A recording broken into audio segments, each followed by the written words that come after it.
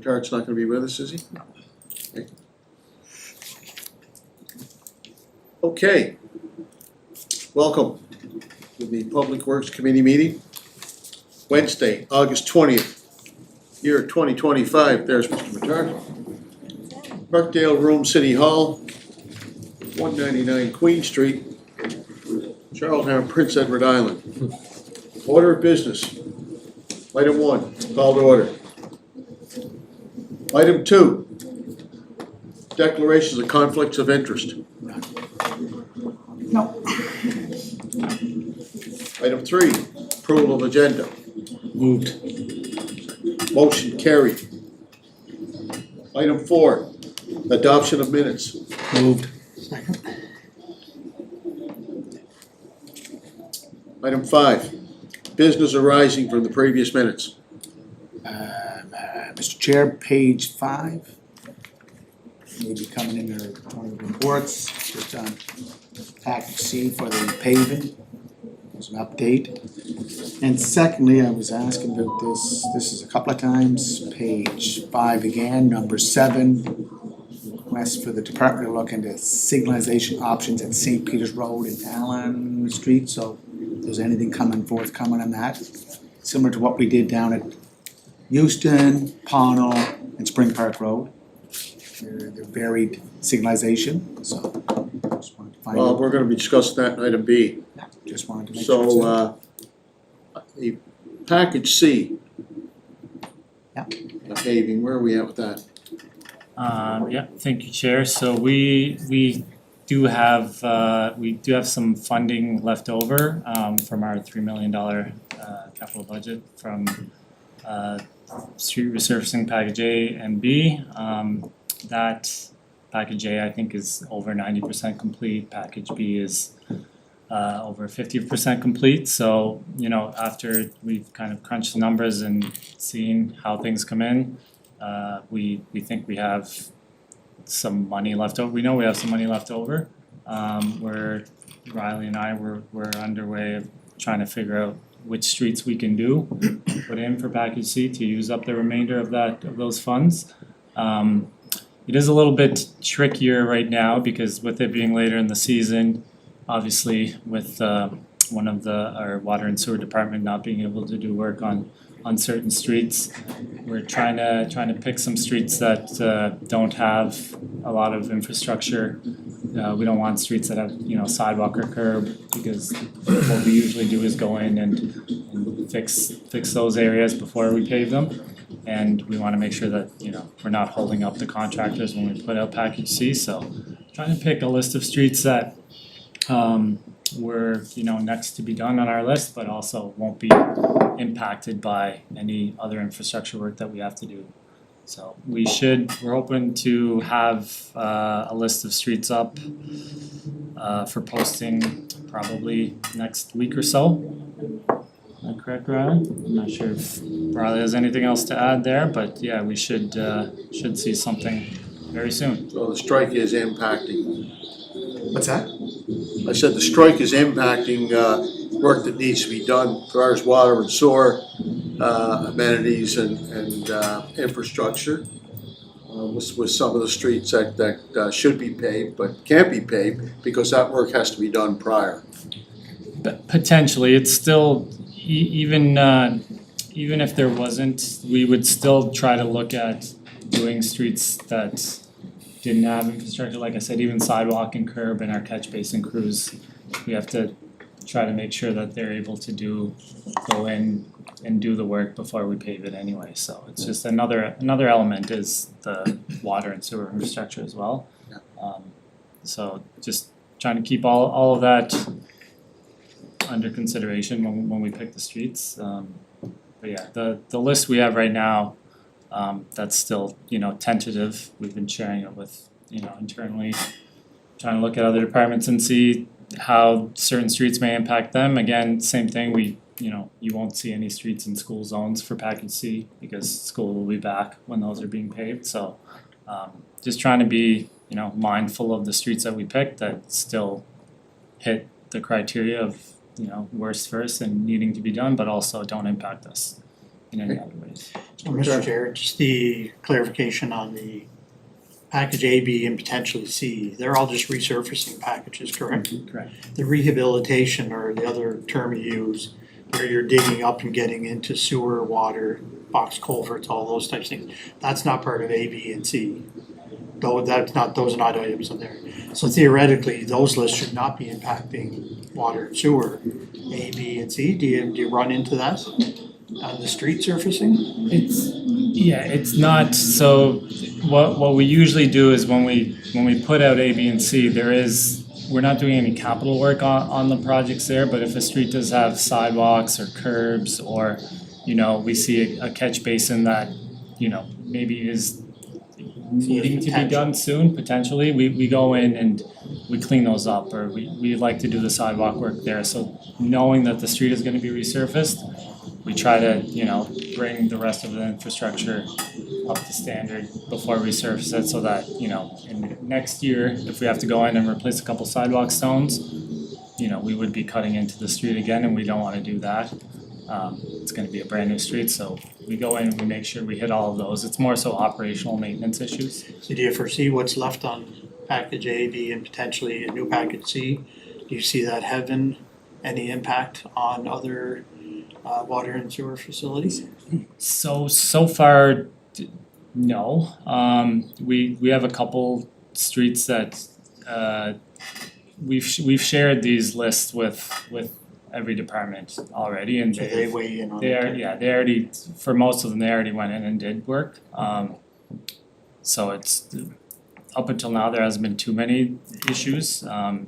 It's always just when, they're listed on the list of when to be done, like even package A has before June, before school returns, like we wanna do the school zone areas, so it's our crews do work with, everybody in other departments to make sure that the street is ready to go before we go in and tell a contractor to pave it. It is us internally doing that, so. Thanks for the clarification. So, Mr. Chair, I just wanted to follow up. What I did want to say under the St. Peter's Road and Allen Street issue, I just wanted to thank Riley, that's what I was trying to say. I know it's in the package. It's right there in B, we're gonna Yeah, I discuss know, it's in that. the package, but I was taking that from Business Horizon from the minutes. The other thing too, Mr. Chair, is that we do have a list, a 5-year plan for streets to be repaid. So we're gonna be following that. And if you go to our budget, it does say here, street rehabilitation. So there will be streets where water and wastewater, before resurfacing, will be looked at, because in the past, that's where we get into trouble. We resurfaced streets, found out later there should have been a water and wastewater issue corrected. So that will happen sometimes. Yeah. So I just wanna make sure that we are going forward. And do we know what's left in the budget? Is it 800,000? We should know by now, right? I think we have estimate, I'll defer to Riley to. Yeah, it's roughly 700,000 is left in the budget. In addition to the 2 paving tenders that would have gone out, there's a bit of money reserved from that account to pay for asphalt testing as well as line marking reinstatement, so Right. we take that off, there's about 700,000 left for the 3rd package. And the reason I ask, Mr. Chair, is that if we need to get some additional funding, there is the extraordinary expenses funding, because this could be an extraordinary case if we had to take from that fund. Thanks, sir. Where's the extraordinary, where's that come from? That's under finance. Oh, it's under finance, is it? Yeah, How much does finance have under No. extraordinary funding? How much does finance have? What's, No, actually, what's, it's the budget itself, it's 1.2 million. It's a contingency fund. so it's it's under finance. Well, it's under 1.2, what is it? 1.2 or 1.3. 1.2, 1.3. So Public Works could, in theory, request that 1.3 and put that into package C to do street paving. Or they could add on to the 700 that's already there. Yeah. So there is that possibility, that option exists. Yes, sir. So what would we need from this committee? Would we need a motion or, Well, we'll just wait for the tender to come in and then find out what we require. yeah, but you can't put out the tender unless you know how much, what the dollar figure is, right? So if you had 1.3 plus 700 or 800,000, that's up around 2 million. But up to this point, I think our tenders were at 1.3, 1.5. Why would we go to 2 million? Well, if it's Our there, budget, why it's not already use standing it? at 700, we potentially could have $2 million in budget. Yeah, could. so, Or so, to do so a the whole option, bunch so of- the option is there to spend that money. That heading is under extraordinary Expenses. expenses, Been there for years. circumstances. What? It's been there for years. Yeah, I don't know, I'm not on finance. Yeah, well, no, it's a part of the budget Anyway, process. so, anyway, that's an option for us to consider. Yeah. So, Oh, yeah. Amber, if you can please make a note of that. Okay. Thank you. Okay, let's get into the agenda. Reports. A, 2025 sidewalk and multi-use paved pathway construction. Robert? Thank you, Mr. Chair.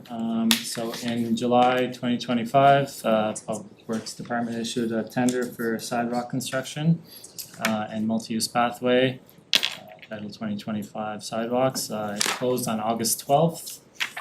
We had 3 submissions. Public Works Department and our staff are recommending that Landmark Construction was a low submission, and we have worked with them in the past and think that they came in at a reasonable and in budget cost estimate, so yeah, we recommend the award to Landmark Construction for package A of 2025 sidewalks and multi-use paths. It's in the report, but if anybody's wondering, there are 3 streets on this list, Parkside Drive, Elizabeth Street, and Alina Court. If there's any other questions. Okay. Councilor McAleer? Yeah, just, yes, is certainly familiar with Landmark Construction, doing work, public works, work for the city. Specifically, have they done sidewalk work before? Yes. Yes, they did, I forget if it was package A or B, we had 2 packages last year, and I believe they had one of them, Yeah, no issues? and the year before. Mr. Chair, I'm always, when we see these bids come in, whether it's for this department or another department, I'm always curious, you know, when the criteria goes out and checking off all the boxes, I mean, between the 3 submissions, there's $1 million difference between one proponent and the other. And I'm not suggesting that Landmark is any less of service, that's not my argument here, I'm just wondering, you know, where do we get there? Where do we get from Birch Hill to Landmark in the $1 million difference? Is it in, like, no idea, or is it just that's the 2 prices that come out and so they're all meeting the criteria and that's the bottom line? Yeah, Yeah. it's a good question. I mean, it's not a $30,000, $40,000, $50,000 discrepancy here. This is, you know, or even $300, $400 for the other one, or $300 for the difference between the second place Island Coastal. It's $1 million difference. Yeah, Anyways, it's just, it always, I'm curious, I guess, more than anything.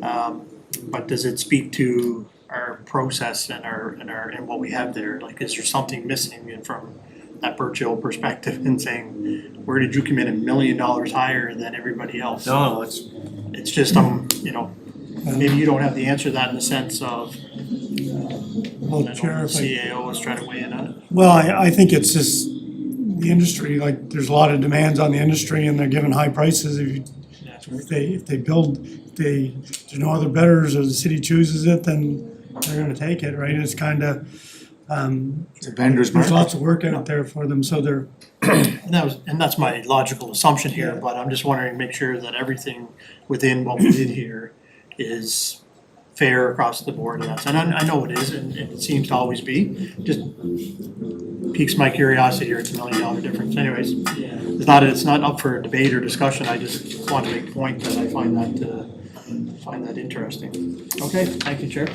Yeah, I got a follow-up question. Albert, tell me how,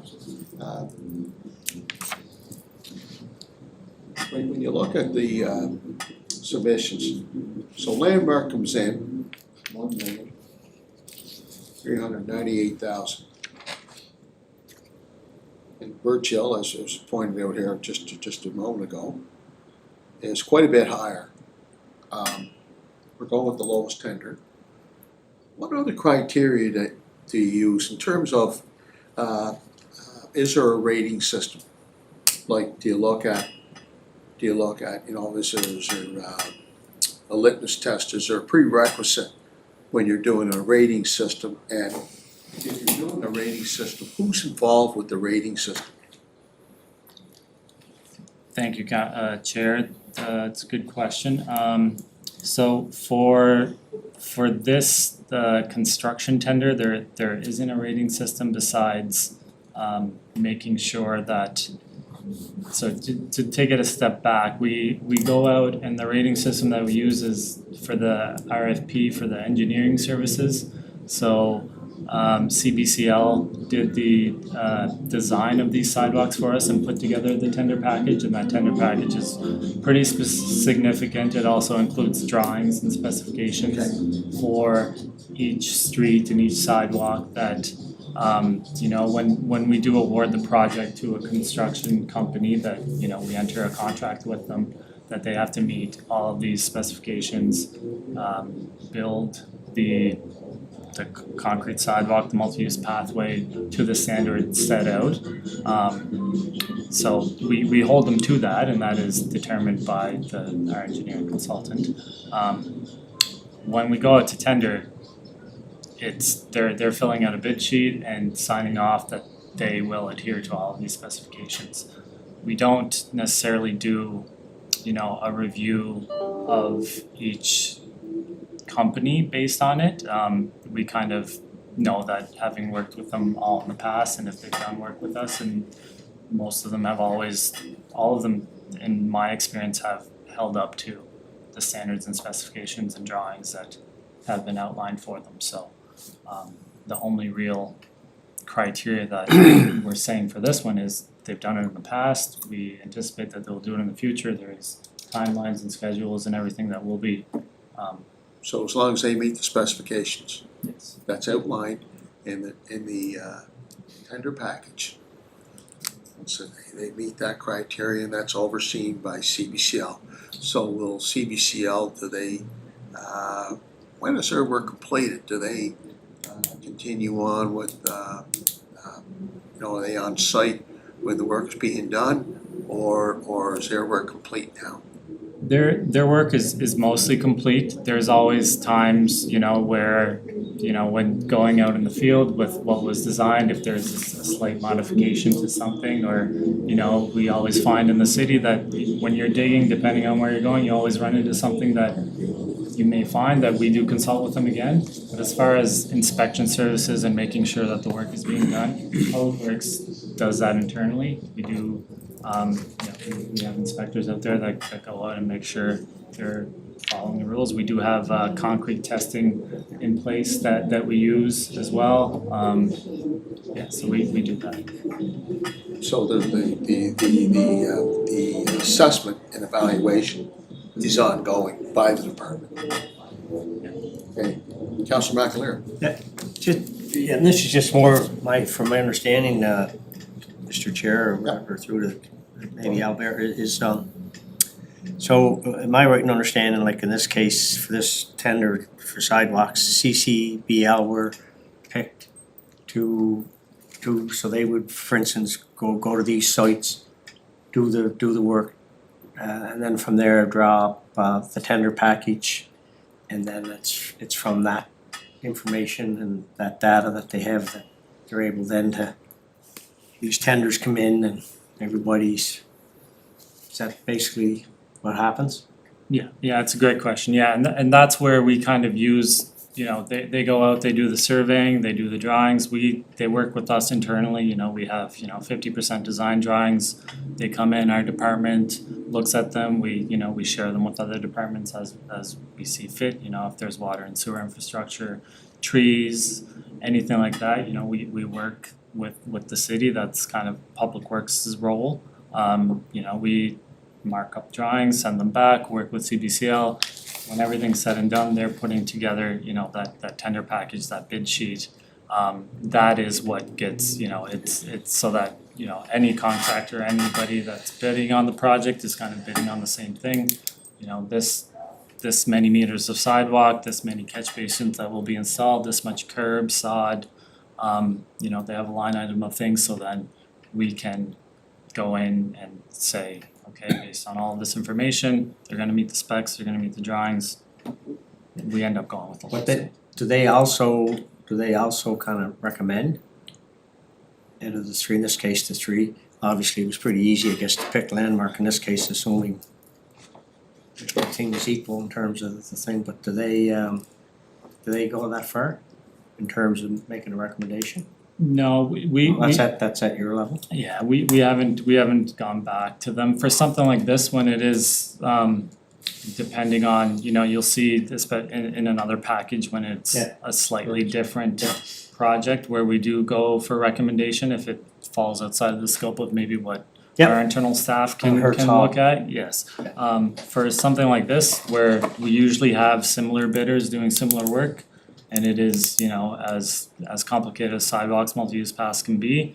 On the grand scheme of huge infrastructure projects, they're fairly straightforward, so we end up going with, you know, usually the low bidder unless we've seen some type of issue in the past. Thank you, move, second, Second. all in favor of the The motion? resolution's on the floor, wanna speak to it? Resolution. Just did speak to it. Well, now the resolution's on the floor. So, Landmark, I have no issues with Landmark's construction ability. I'm sure Raleigh doesn't, or your engineering department, nor does CBCL. As was mentioned earlier, this is what the market is right now. Being part of this bidding process with our own family business, some bids are high, some bids are low. It's just the nature of the business. But what did we estimate for those? What was our cost? What was CBCL or Riley or yourself? I know with the province, other provincial Department of Transportation, Public Works, bureaucracies, they do an estimate. What was our estimate? I believe for these three streets, our estimate was based around 1.5. 1.5. Yeah, I think it was around there, Riley, is that correct? Yeah. So, just on that, if we look at our budget, your budget here, Mr. Chair, for Public Works, it's under sidewalks and multi-purpose trails. So new construction, we have 3 million. So this will be 1.4 taken off that 3 million. So that allows us for a little more room to look at some other projects that are yet to be done, correct? Correct, so that's where, thank you for bringing it up, so that 3 million was initially at budget time set aside for new construction of sidewalks. We did have 2 streets from last year Right. that had to be carried over, and that funding, I don't think was maybe carried forward for those 2 and was just taken out as part of this 3. Originally, we had 5 streets going out for engineering services at the beginning of the year. All 5 have now been designed. It was broken out into 2 sections again, package A and B. This is package A. Package B is out for tender right now. I think we'll be closing in next week sometime. When package B comes in, there are 2 streets on that list, which I think in a previous committee meeting a few months ago, I had said this was the discussion we had before of needing another 1.5 million to do the 5 streets that we have to maintain Right. our, you know, approach of. But you now have that with this budget. 3 million. No, so with the budget that's in there, that takes into account the 2 streets that were carried forward, plus this 1.4. So if this does go and package A gets passed, I think it only leaves us with a little bit of money, maybe 100,000, I'm not sure now that those other 2 are completed where we sit. But I don't anticipate that the package B will be less, you know, package B will probably be somewhere near this price 1.4 range million. as well. So we'll have to, when that comes in, we'll have to see where we can find the money to award the Extraordinary funds. Well, no, I think we already used it all up there, because it's free, we can use it for paving. The last question, Mr. Chair, is you got a project manager, correct, for these projects? I know Boyd Wooders has done great work for us, so we have someone on site all the time, correct? Yeah. I'm supporting this resolution. All right, motion carried. Now we're gonna go to report B, St. Peters Road, Beasley Avenue, L Street intersection. operational review. Is that, Mr. Twill? Go ahead, sir. Thank you, Chair. Yeah, so as folks may remember, several months ago, this was brought up in a committee meeting. Bit of a request to do an operational review of this intersection.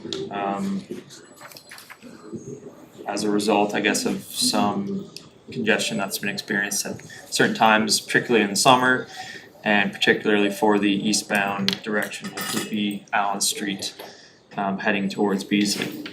So we did a review of this intersection, included doing some traffic counts. We had some modeling done, and we confirmed that, confirmed the conditions that were initially brought to us as a concern. However, we did also kind of confirm that the intersection operates at an acceptable level at this time. There are, queues that back up into the roundabout occasionally. On the grand scheme of things, the intersection's working decently well. We also looked at a few alternative options and some changes that could be made at the intersection to see if they would present an improvement. So we looked at 5 options. 3 of those options, which actually includes the split phasing option, which is similar to the Houston Street, Pownell and Spring Park Road intersection, actually were found to make the operations worse. So ultimately, what we found was the best technical fix would be to do road widening at a left turn lane for the eastbound direction. However, that's quite a significant project, likely involves property acquisition, sort of a full design and tendering process, and would be a fairly significant capital investment. So we're kind of ruling that out as being impractical at this time. However, it could be something that's considered in the future. For right now, the most feasible short-term option is to basically just tweak the timing of the intersection a little bit, and that would sort of optimize traffic flows and prevent some of that queuing into the roundabout. This is sort of an operational thing that we can do fairly easily and without a whole lot of lead time, and it's very, very low cost. So we're planning to do those tweaks in the coming weeks, I guess. And that's sort of the recommendation we're going with this point, is just to do that for now. Like I said, although there is some queuing that occurs there, overall the intersection's working fine, and at this point it's sort of maybe not worth the capital investment that would be required to really see an improvement. So this time we're essentially going to leave it as is with a few slight tweaks, and obviously continue to monitor and see where it falls on the priority list in the future. So if there's any questions on the report, happy to answer. Thank you, Ryan. Thank you, Mr. Chair. Thank you, Riley. Riley, and I'm very familiar with this intersection for a number of reasons, not just my word. I actually lived right on that exact corner for many, many, many years. And it's been like that for as long as I can remember. Coming like Allen Street to go to Beasley and turn left on to St. Peter's Road, I think everybody would agree that's the most challenging component of that. By going into option 1 here, adjusting the timing, do you feel that that's going to relieve some of the pressure of making that left turn, not only from a traffic flow perspective, but it's got visibility and danger? I feel like there's always there's a bit of the coming up Beasley and you're up this way and sometimes you can't see where the car is coming. And it's got a little bit of a bend in there. Certainly I would be in favor of future putting in for capital to have this, redesigned completely. I know that you said it's gonna take acquisition of, Parkdale Pharmacy, the land, they own pretty much all the land there except for one corner. So it's gonna take a concerted effort to probably purchase some of that, but in implementing this little timing plan, do you foresee that changing that at all? I know it's not changing it from the safety, or well, maybe it is, but. Yeah, so the option 1 sort of timing changes, it won't really impact the ability for people to make a left turn. what it does, it's gonna shorten the cycle length so that there's less time for cars to stack up on the Allen Street approach, so there's less risk of it kind of spilling back into the roundabout. That's So it'll get, I think it's roughly 90-second cycle at the moment. If that gets shrunk down to roughly 60 seconds, instead of, it being 45 and 45, it's 30 and 30, and things kind of circulate through the intersection better. It doesn't change the physical characteristics of the intersection. Like a full redesign would alleviate the sightline issues that may be there at this point. This is kind of just, the option one is kind of just to squeeze a bit more capacity out of what's currently there without really making any physical changes. And then in order to make those improvements to sightlines and everything like that, you would need to do the full redesign. So as I just heard the mayor say, do you feel yourself personally it's more about the backing up of into the roundabout Oh, down yeah, that Manor Road? that's a big issue. So I see that as the least issue. I see the bigger issue at the corner of Is St. Peter's Beasley? Road, Beasley. Yeah. Like even when you're coming Beasley and trying to turn left down St. Peter's Road Yeah. to go like head in town here. Yeah. Like you're taking your vehicle into your own hands on that situation. Like there's a very good chance you. I appreciate you can say backing up into there, but I feel the real issues are in there. So I guess I can support the adjustment of the timing. Appreciate that there's other alternatives here, which is option 4, which is a much bigger thing. So as partial counselor for that ward, Mitchell or Councillor Toohill, I don't think you go right there, you're right in the corner too. Splits it, yeah. So him and I will come together and advocate hard for change in there and the capital perspective in the future.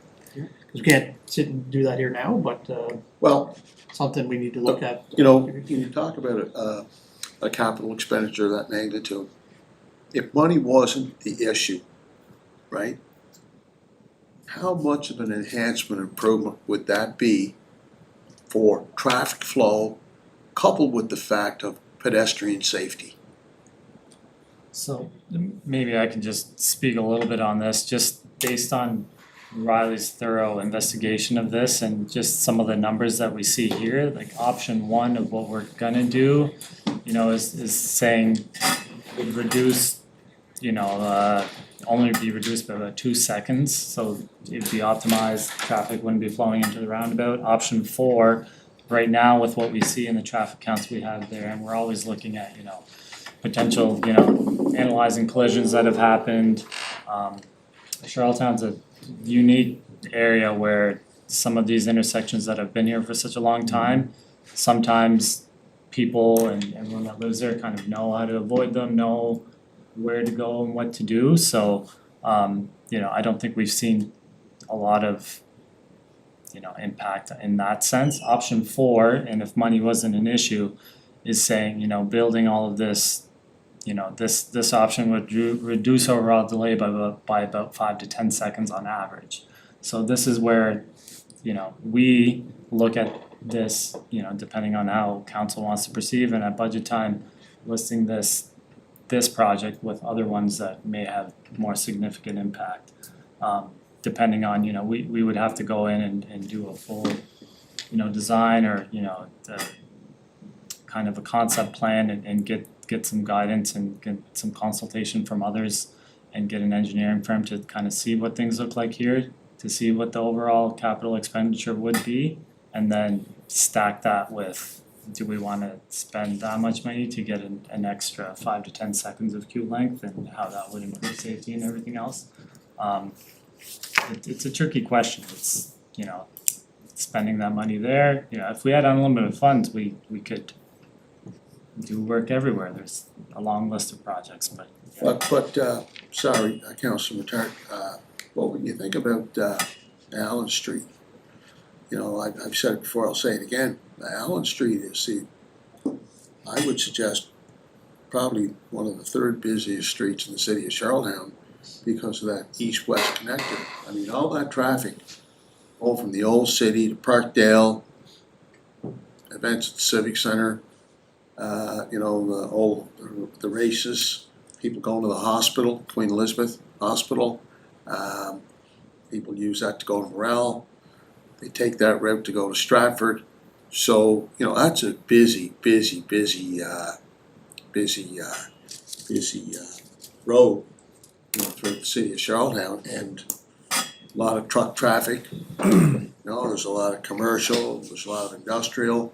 I hear from the residents, that are very concerned, I even questioned myself in one of our meetings about, the road itself, whether or not it's built to handle all that traffic.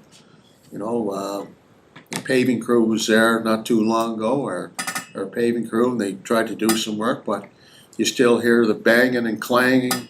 It's hard on the residents that live there. I don't know if the manhole cover is still, I don't know what the deal is there. Seems to be loose. But I know our paving crew was there, did some good work, but in terms of enhancing that intersection, I would even go so far as to say that road should be built right back to Mount Everett Road, because really and truly, all that traffic going through there, that road was not built to handle all that traffic. There's no doubt in my mind. I mean, I'm not an engineer, but just being out there on a number of occasions, I travel that road every day, and that road is not built to handle all that traffic. And again, I'm not an engineer, that's just a layman's perspective. Councillor McAleer, before I get to you, I gotta go to Councillor Matar. Essentially, that's what I was pointing out as well. I mean, I know a lot of this is talking more about, gaining 2 seconds here or 10 to 15 seconds on, if we went through option 4. I just see it as a bigger problem, not so much a traffic flow problem. I see it sidelines, the road is, it's not properly aligned. We know that. There's increased traffic there all the time coming in all of those directions. So when I'm gonna go at this, it's gonna be from the perspective of not necessarily just increasing 10 to 15 seconds of traffic flow. It's the actual Functionality? safety, functionality, the Functionality. sightlines, there's a lot of things going on in that corner, in my opinion, and again, that's just, I'm not speaking from an engineering perspective, I'm speaking from a guy who drives through there his whole entire life, and as you indicated, which is a great point, I've learned how to navigate that intersection because of experience. The average person is getting in there, you can tell when someone doesn't know what to do in that intersection, especially coming up Beasley trying to turn left. You can tell what people are doing, they're halfway in the middle of the road, they're not moving, you got horns beeping because someone didn't put a light, it's crazy there, so I'll go at this from a bigger approach when the time comes, so I appreciate anything you can do in the interim in there, so you got my support to go ahead and do the timing adjustments. I think, if that's what you're looking for, but I think you and I should Yeah, talk no, about no, some we, future with plan or long-term plan, Yeah. absolutely. Councillor McAleer. Yeah, no, I don't disagree with comments of the chair or Councillor Turk, but in terms of big projects, and I know Councillor Twill, you've been a big advocate of this, pointing them out, last Public Works, last council meeting. Yep.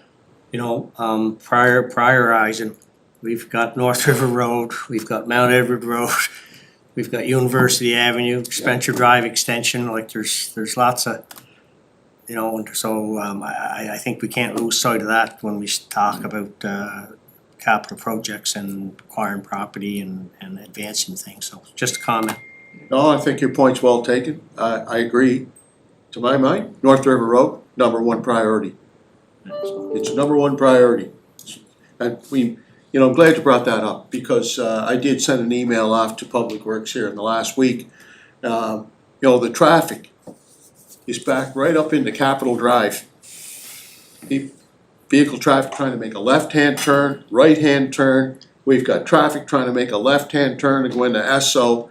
It's just, I watch, and I'm telling you, it just terrifies you how that traffic is backed right into that intersection. That's probably one of the busiest intersections in Charlottetown. So, I'm glad you brought that up. That's very, very, very critical. Very critical. Mr. Chair? Yeah. Just wanted to say, Ronnie, thank you for the extensive report. I can give you some history. When I was on Public Works back in 2004, this was brought up not only by myself, but also Danny Redmond, who was the councillor from the area. There was some work done on that corner back then, and we should have bought the property that now is part of the parking lot of Murphy's Pharmacy, didn't do it. But this is, as the chair said, this is the only east-west street. If we go up north, Spenceley will be an east-west. But right now, give me another street that takes you from Kensington Road right across to Northwood Road. So the traffic on this, as the chair was saying, is very, very, there's a lot of volume. But is it 5 seconds, is it 10 seconds? I think going back to the Council for Ward 2, it's about safety. And I've seen too many times people just doing that, I call it the suicide slingshot, to make that left turn rather than going. It's St. Peter's Road, east-west, or that north, is that north-south? What is that? That's north-south, so going north or going south, all directions going either east, west, north, south are impacted by the configuration of that intersection. And it's what we inherited from Parkdale when we amalgamated with the other seven communities. I'm saying what we inherited from Parkdale. But the point is that for next year, if we are serious about this, which I think we are, it should fall under intersection upgrades, the budget, we should put money there, and if, I'm just asking the manager and the chief engineer and his assistant to take a look at what would it cost to get 5 seconds, 10 seconds, but to increase, ameliorate that safety going north, south, east, west. But again, Riley, great job on the background. Okay, I think we've exhausted item B. A lot of work to be done, particularly in the short term. Long term, I'm sorry, Brad. Oh, You no, wanted to no add? worries, Chair. No, I just wanted to comment, if they are doing further analysis or tweaks to, there, that there is, the police department does have e-watch cameras there that they could probably use to, kind of monitor driving behavior or other environmental factors. I'm sure they would give you access to help with that, and Thank you. E-Watch or McConnell? I thought it was McConnell cameras. it's a brand of one. Oh, Colonel Cameras. Is there a connotation to that? Mr. Mayor, would you like to share with the committee? You know, hey, okay. Okay, let's get back to the agenda. Item C, Harts Hall Building Upgrades, Phase 2, Interior Fit Up. Perfect, thank you, Chair. So, just some history and some details. So Harts Hall relocation and upgrade is a two-phase project designed to preserve and improve accessibility and longevity to the historic Harts Hall building. So phase 1 involved construction of new foundation and necessary underground infrastructure, followed by relocating the building to the new site. It was switched over and moved.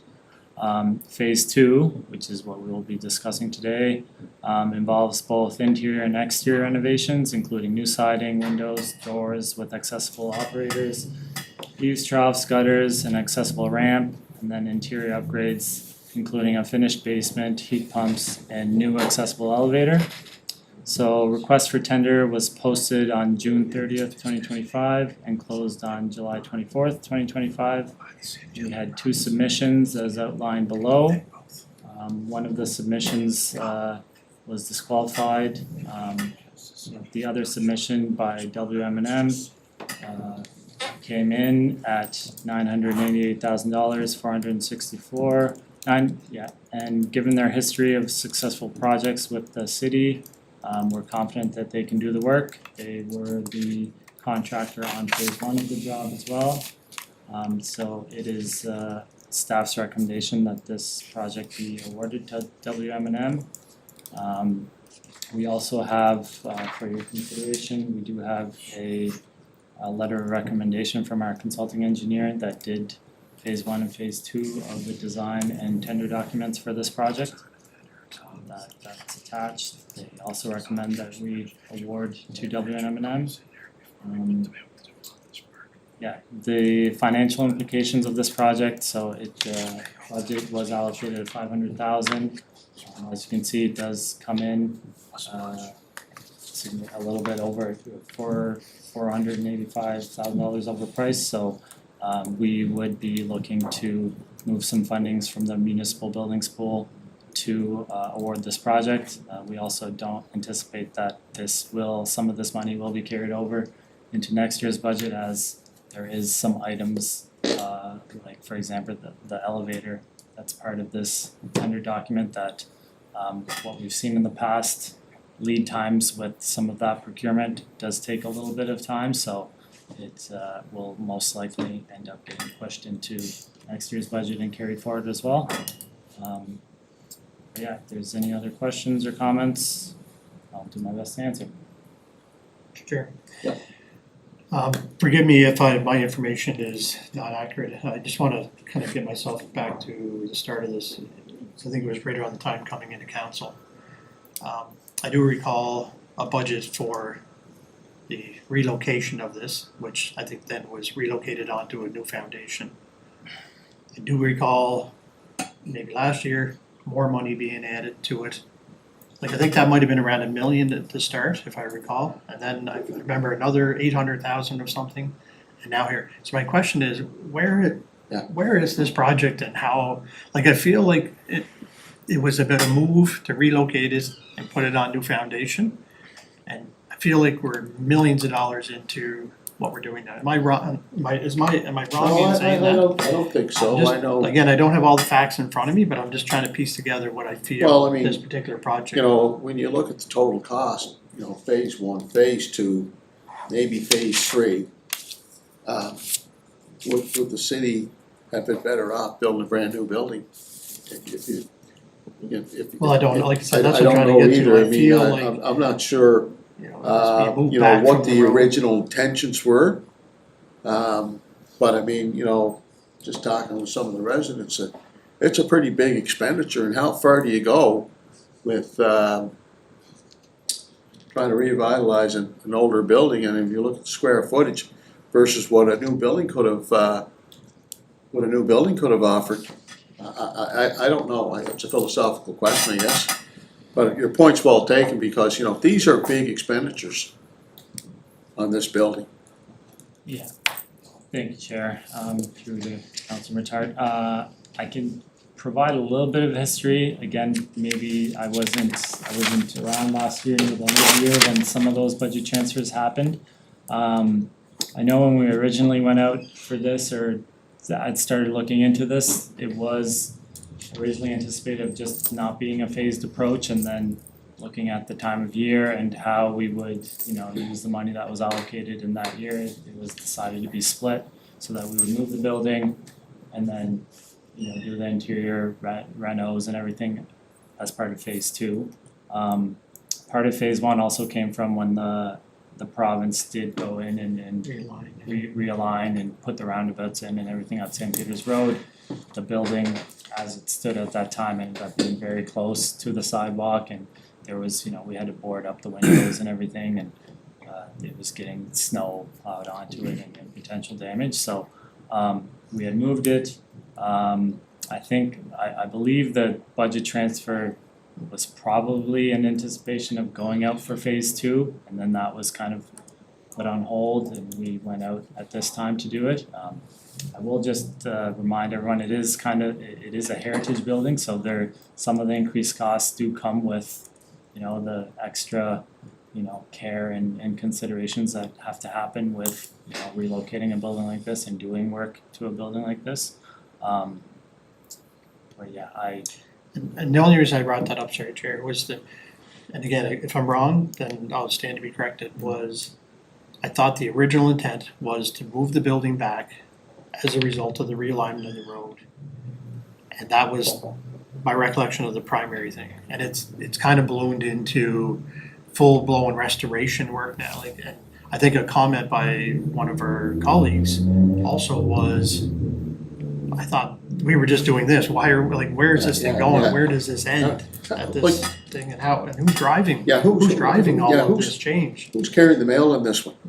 I mean, you know, his point's well taken, it was just supposed to relocate to another foundation, right? Get it away from the realignment, roundabout to be more specific, And now we're into all this restoration and, I mean, money doesn't seem like, I mean, here we were talking about a challenging intersection at Allen and Beasley.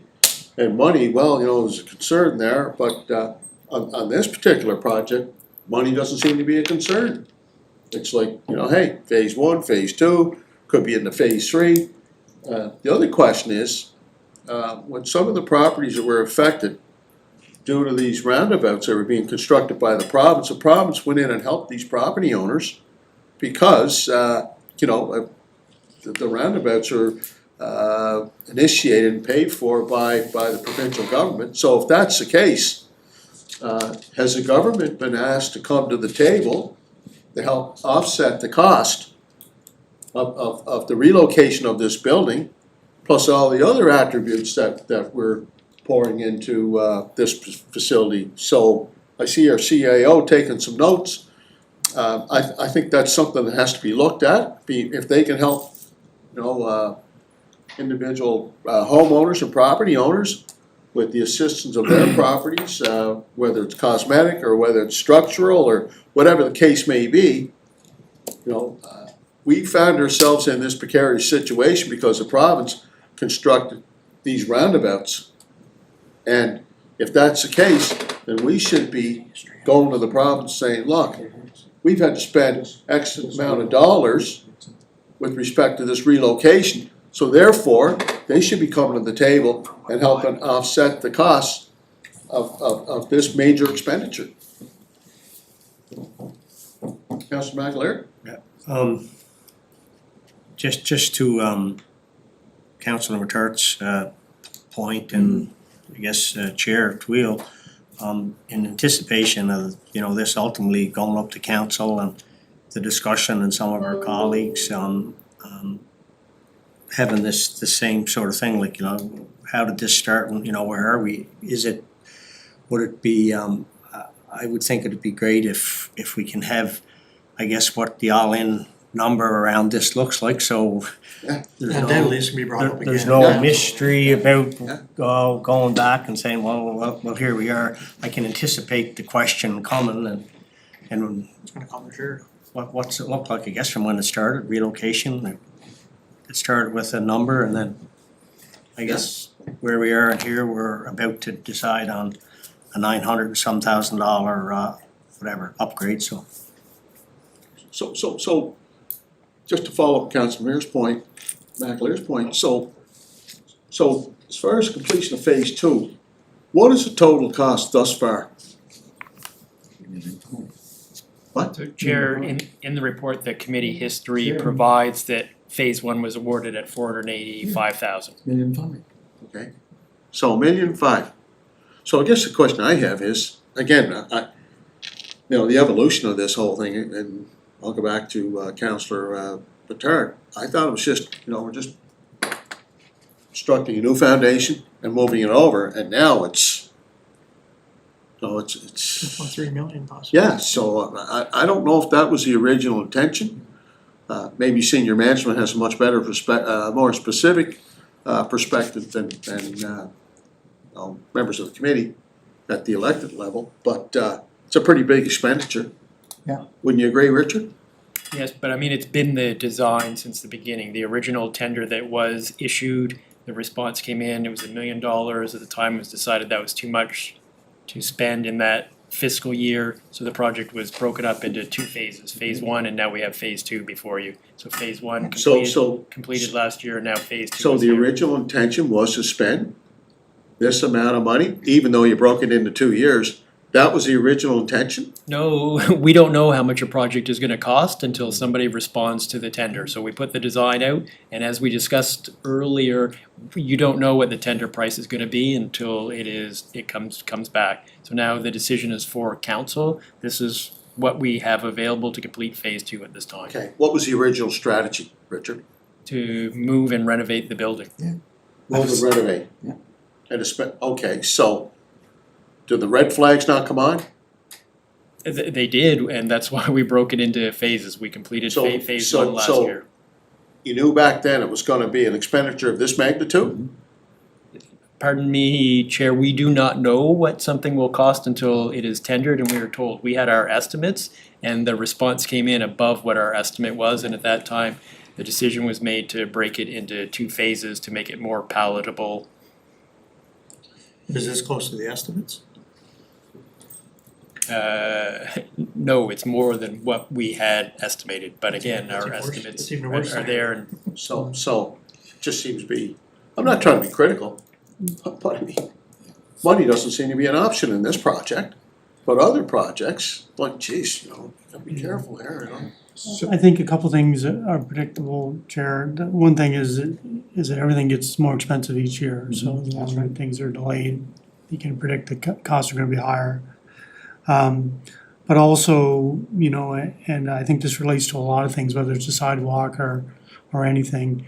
You know, once council decides on making that sidewalk happen or a building happen, you know, staff are then committed to building it, right? So to start something and to finish it. And we're at a point now where we're considering additional costs, that's up to council to decide. That's, I wanna move it. Yeah, that's I wanna nice. move the resolution. So I need a seconder. For the, for the tender here. I wanna put the resolution on the floor. So, the resolution on the floor, Mr. Chair, it's a Canadian historical registered property. It was built in 1920 by Frank Richard Harris, a former lieutenant governor. Right. And he built it for East Royalty. So this is a heritage property from the former municipality of East Royalty. Right? It's like our fire station, Parkdale Fire Station. We didn't wanna tear that down, turn that into the Boys and Girls Club. And then if you talk about heritage, preservation of heritage costs money. There's a cost to it. There's also the other point, the accessibility. We have a board called the Civic Board for Persons with Disabilities. And Amber, who goes to those meetings all the time, it's always about accessibility.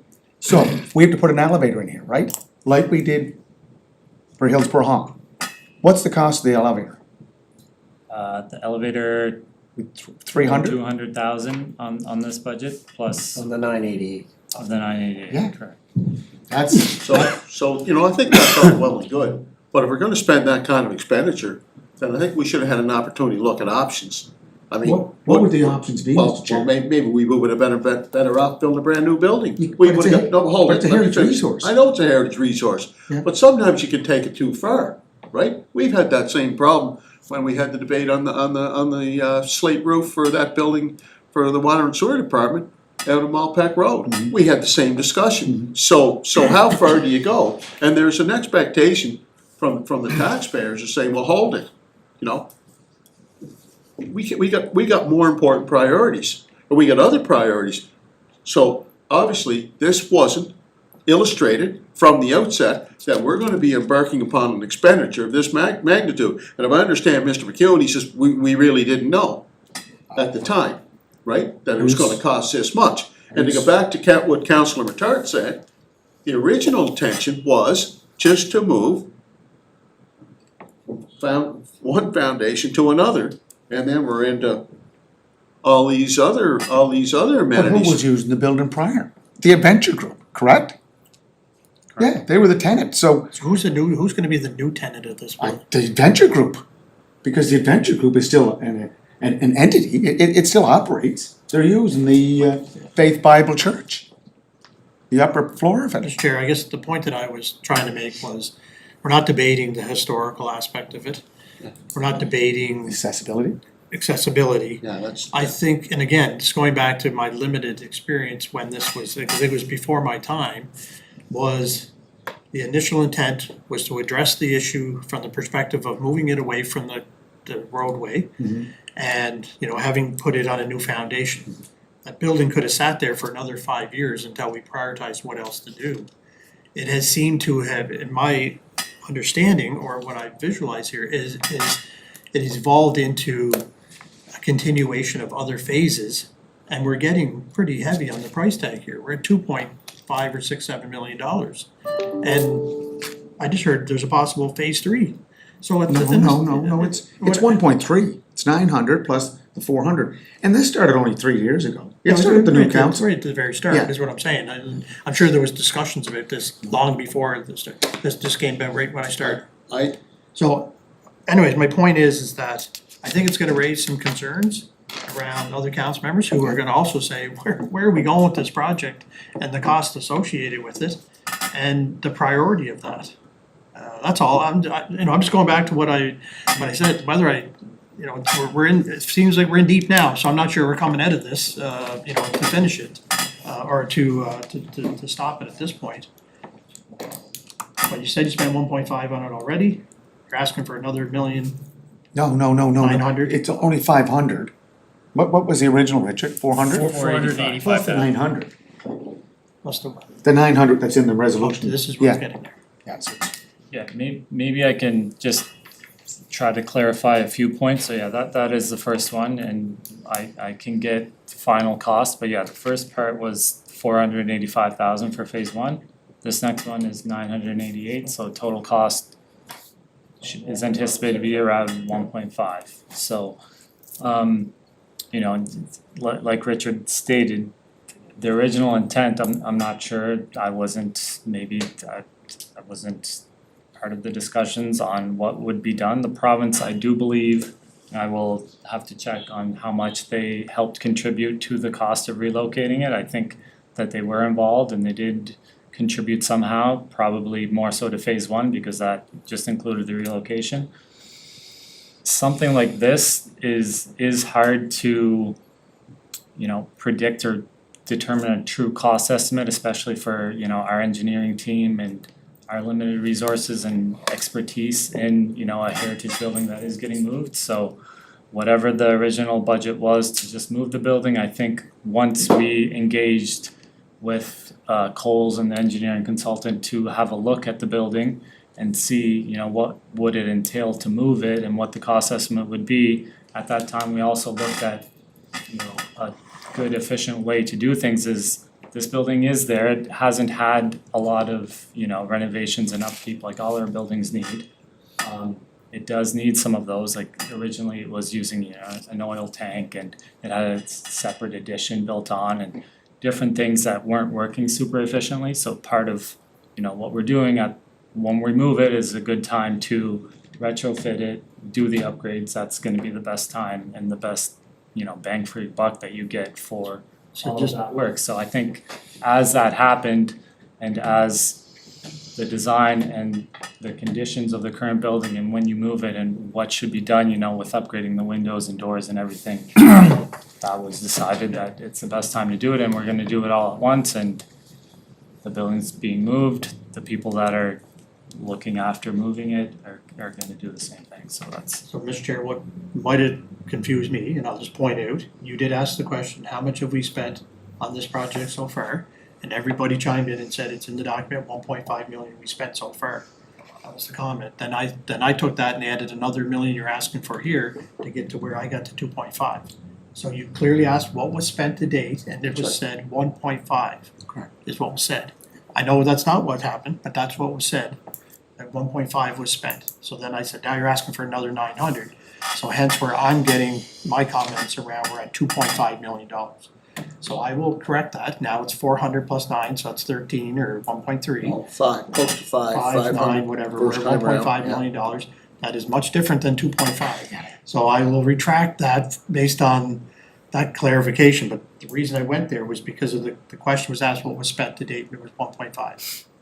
But I think it's important to note that from the outset, I certainly didn't envision, maybe other people that are much more perceptive than I am, I certainly didn't envision an expenditure of this magnitude. I'll be upfront with everyone here, I never thought where we're getting into these kinds of, these kinds of issues. And secondly, I'm gonna reiterate what I said earlier, some of the residents that had to deal with the realignment and the roundabouts, the province come in and assist them, whether it be cosmetically or whether it be structurally. Even the case where they even bought some homes on St. Peter's Road. So I think the city of Charlottetown should be afforded the same opportunity and have the same consideration. So I think we need to, Chair of Intergovernmental Affairs, I think sit down with our manager of Public Works, come up with a reasonable request, and ask the province to make a financial contribution to the cost of this relocation, revitalization, restructure, whatever you wanna call it, for this facility. So, Mr. Chair, I think our chief engineer did say that, or maybe Richard knows, that there was provincial funding to help relocate. Can we get that information from? Was? That's what I'm at, I think he Okay, did, try to get it. he mentioned Let's that. look into it, yeah. But again, when we look at when we installed the elevator at Hillsborough Hall, at first, didn't know what it was, but I think in the end, it came in at about $350,000. So elevators, they're not cheap, that's what's going in here, because we are a community that is promoting accessibility. And nobody's disagreeing with that. Nobody's disagreeing with Just that. wanna reiterate. You I have to go. apologize, I have to excuse myself, thank you very much. I wanna thank you for coming, sir. Can I call the question on the vote? How many's in favor? I wanna, because we got a resolution on the floor. I wanna advance this to council. Advances anyways. Well, no, but I mean, yay or nay? I'm yay. Right, there's your votes. Okay. Moving on to council. It's 2-1? Is the vote 2-1 or 3? I'll move it to council, yeah, I mean. Okay. Thank you, sir. Thank you. Thank you, Chair. Okay, and Yalver, if you could please put in your report to council, a complete total breakdown. So there's no confusion. Council knows exactly phase 1, phase 2. Council McAleer? Yeah, just a comment, so, yeah, whatever, we voted on moving it to council, so back to the, in the committee report, to quote, Williams, Murphy, McLeod, 988, 464, Will Mac disqualified. And obviously, we see, you can see a big difference potentially in tenders, we saw it in the sidewalk, one that we dealt with earlier, like $1 million difference from high to low. Is there still the ability with, in this case here, we had, disqualified bid? Is there still the potential, the room to re-tender this? Is that, In order to re-tender, you need to change the scope and justify why you were re-tendering. But he asked a good question, Richard. So if So council, but if you look at our bid package, and I've read it out a couple of times, we don't necessarily have to accept. We don't have to accept, correct, this goes to council and you choose whether or not to but can we award it. not do it at the community level? No, We can't. Oh, we just forwarded the recommendation on. No, that's not what I'm asking. If the committee is not happy with, say, the expenditure or what came out in the bid package, the committee can't say to senior staff and public works, we want you to go back and re-tender this. We don't have that, Council decision. we don't have that authority? so there's a spot in the bottom of the report that we would put where the committee doesn't support this, but the committee can't make that decision for council, it's a council Make decision recommendations. whether to award it or not. The other thing I wanna clarify, it was said here, we're moving it on to council. We're not only moving it on to council, we're we gotta be careful what we're saying here, we gotta be a little more decisive in what we're saying. We're Agreed. recommending to council for approval, it's not just moving it on to council. We're recommending approval. Right? Yes, yeah, that's, so I mean, you have Too this, much of this, but we're just moving it on, no, Yep. you're right, what's gotta be stated unequivocally is we're recommending approval to city council. you're supporting the staff recommendation, so the committee would either support or not support the staff recommendation, which is to award. So the committee in this particular case, you move the motion, I support it. you support it. and I just asked the question, out of not having full knowledge or intimacies of tender, language, I guess, in contract, just by virtue of the fact that there was a disqualified tender, we only had one tender, does that give any latitude to potentially re-tender it in the expectation of having more than, one tender, so I mean, Richard's saying no, so I guess that's No, I mean, you need to be able to justify why you're retendering. You can't simply retender the same work hoping to get different pricing. It's very unfair to those who have submitted a compliant bid, because now the other bidders know what their bid was and they can put it at $1 less. Yeah, no, It's that's fair, yeah, very unfair practice. yeah, no, and anyway.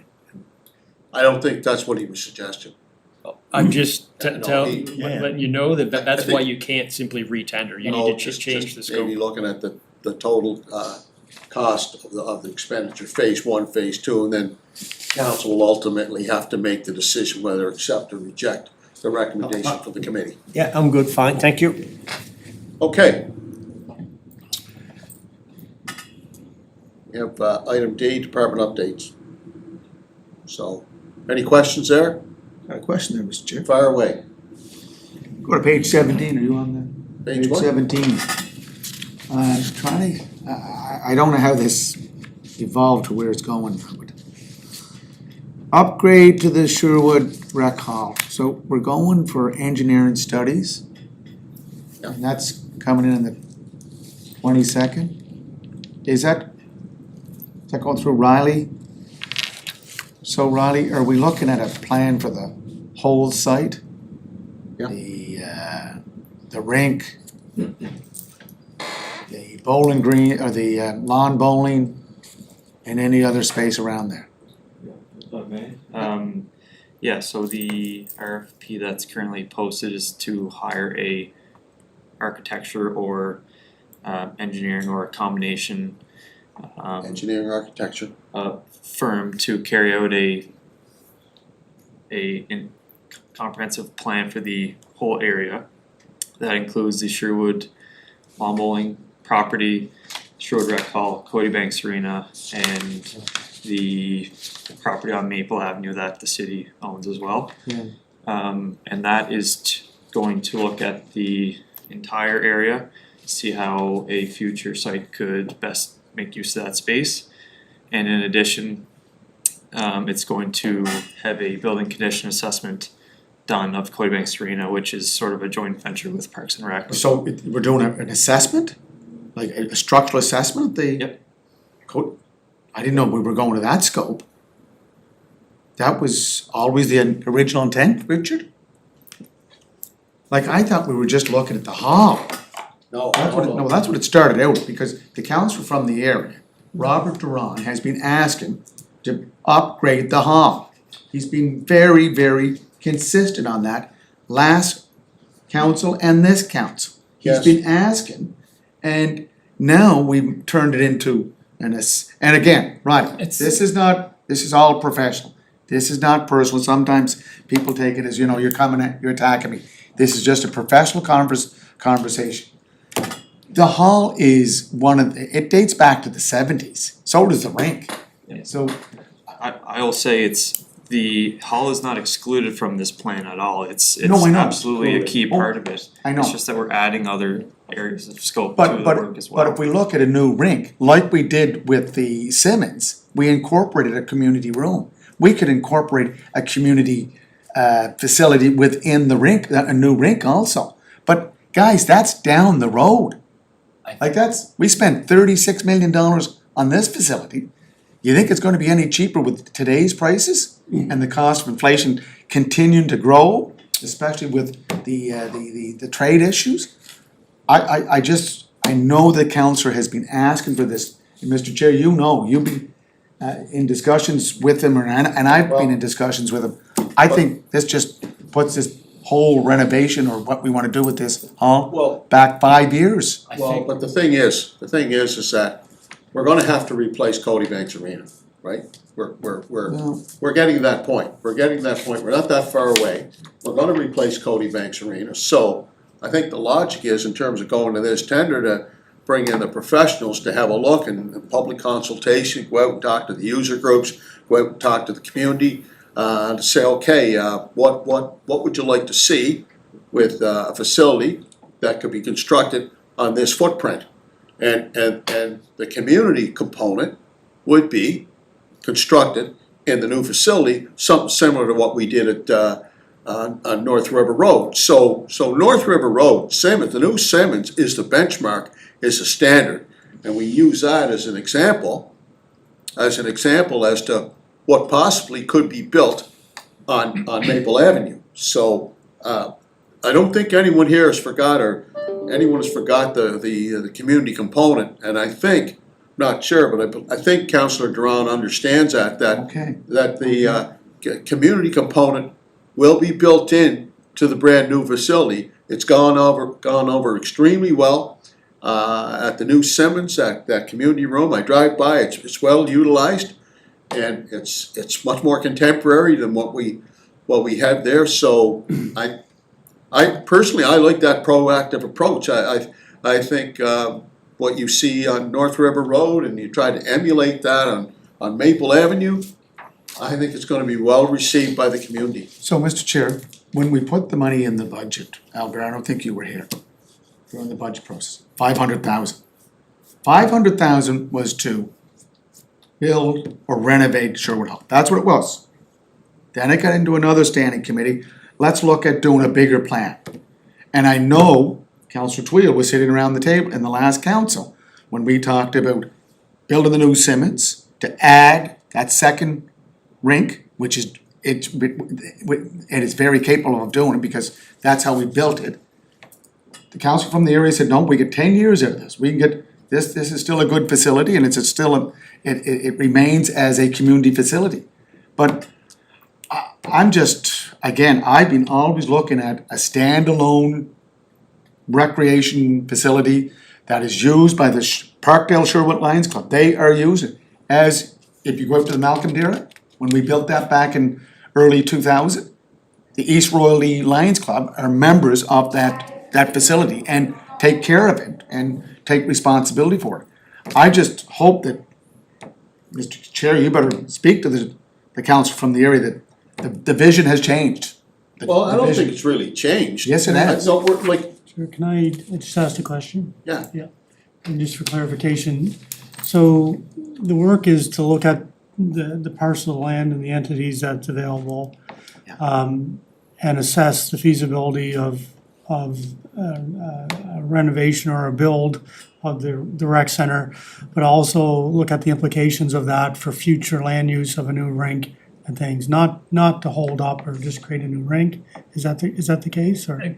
Yeah, if I can just maybe jump into, exactly, it's, I'm not sure, again, like you said, I wasn't here at budget time to determine the 500,000 and where that came from. Again, it is, if you look at it on its own, 500,000, when we're looking at other projects for a new facility, it isn't significant, so I'm not sure that 500,000 would have been definitely not enough for a new facility.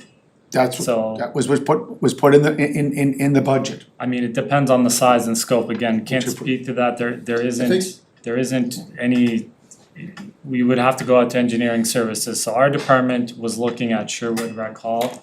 We were looking at, okay, how do we, renovate or expand or build a new one in this area? When we started having these discussions, again, working with other departments in the city, trying not to have any silos, work together and see, Parks and Recreation identified that, they have Cody Banks Arena there that has a lifespan coming to an end at some point. So, we haven't put anything in our budget to do a new retrofit in a Cody Banks Arena or anything like that, but we want to make sure that whatever we do for Sherwood Rec Hall incorporates into the future with any potential buildings that happen, renovations that happen with Cody Banks Arena, and seeing how this whole plot of land in this area works. There isn't really anything right now that shows what is the best way to utilize and do this. So it's a plan that's gonna be, I don't know, a long-term plan with a new facility for Sherwood Rec Hall, an upgrade, whatever Parks and Rec and whatever the recommendations come back with the new rink. A new rink, do we retrofit that rink? Is there potential to add a addition for a rec hall there? I think We're just trying to look at the whole big picture and plan sequentially how things are gonna happen and what it's gonna look like, instead of just building a new rink and then building a new rec hall and then, noticing Parks and Rec goes and does their own thing with the rink and says, oh, well, 5 years later, we have to retrofit this. It would have been nice if the rec hall was over here instead. We're just trying to figure out the most efficient and best use of that space and using Parks and Rec's expertise with their rink and how that fits into the picture. But the original intent, Mr. Chair, was always the rec hall only. So the 500,000, let me just clarify. Did you say So- rec hall only? Yeah. To replace it, because it's an old facility and accessibility is challenging sometimes, sometimes. So the 500,000 we set aside will be for this. Is still only for Sherwood Rec Hall. Okay, but if, let's say if the engineering firm comes in and says it's $500,000 to do what you're visualizing now, or. Well, this tender, the tender that is up right now, just to clarify, isn't to create, tender documents for this whole area. that. It's just to look, To create a to visual. look at the picture. Parks and Rec has their own funding that they will be chipping in with us, and we will determine on their portion of it for the Cody Banks Arena. Again, as Councillor Twill stated, the intent of this for the rec hall is to go out and gather public consultation and see what the residents and how people feel about this, because if it is decided that a new rec hall is needed, what's gonna happen? Is it gonna, if it goes in the same place, will that one be demolished? We're gonna be, having those user groups go somewhere else? These are all the conversations we have to have, and what does the community think?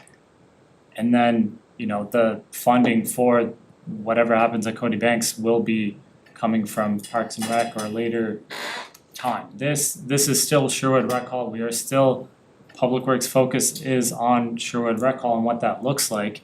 It's just, our intent was always, as I understand it, again, I wasn't here when the 500,000 was awarded, but to do engineering services, gather public consultation. Now we're just grouping it together with the impact to Cody Banks, because I know that we would have seen those questions come up if we were just going to an open house about Sherwood Rec Hall.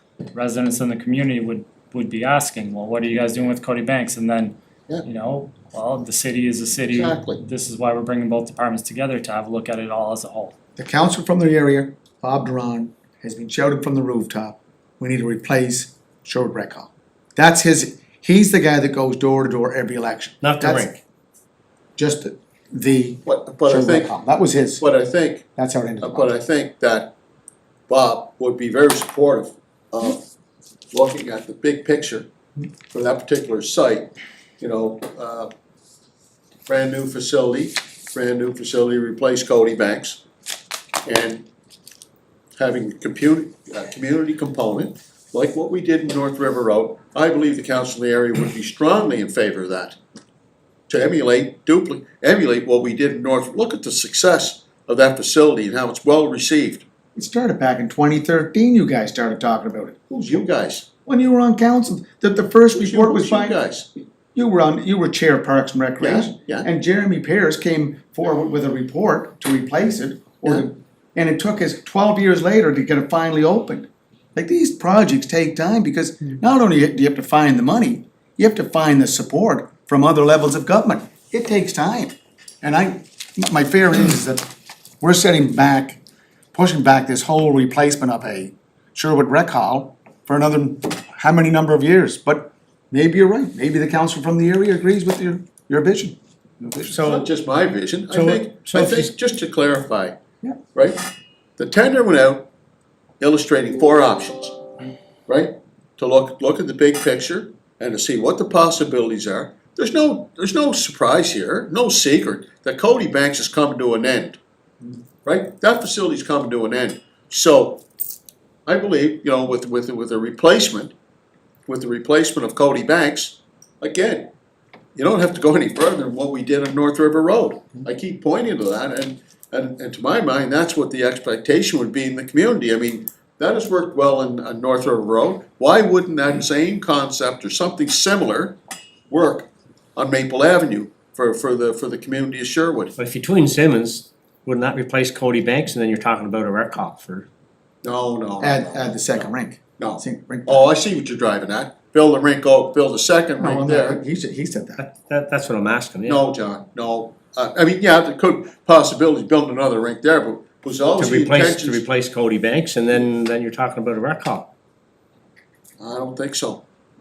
We're talking about replacing Cody Banks there at that location there as well. So that's 3 rinks.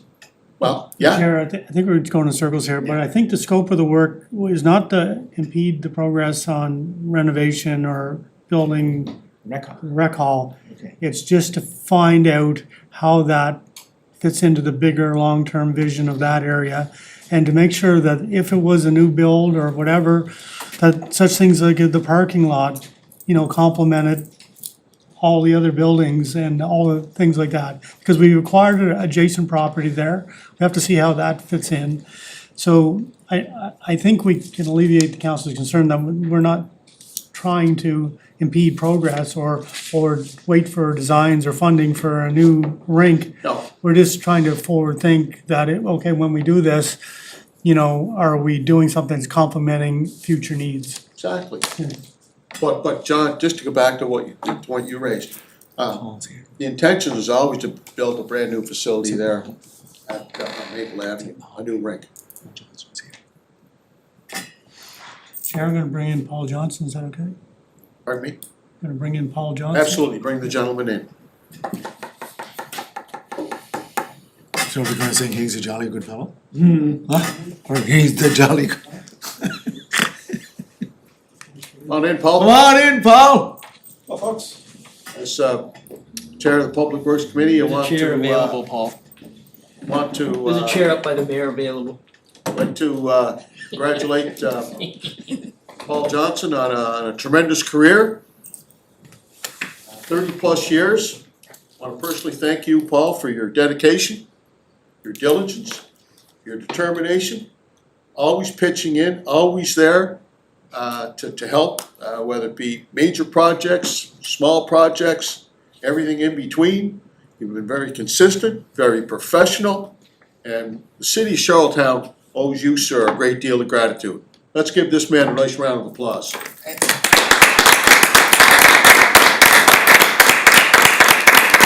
where's his gold watch? What's that? Where's his gold watch? Thought you had a gold watch for him. Oh, we're gonna send him on a trip anywhere he wants to go. We're gonna send him to watch Super Bowl. My thanks to the chair, mayor, councilors, and staff that are here. I appreciate all the city has offered me in the last 30 years and the opportunity to be a part of it.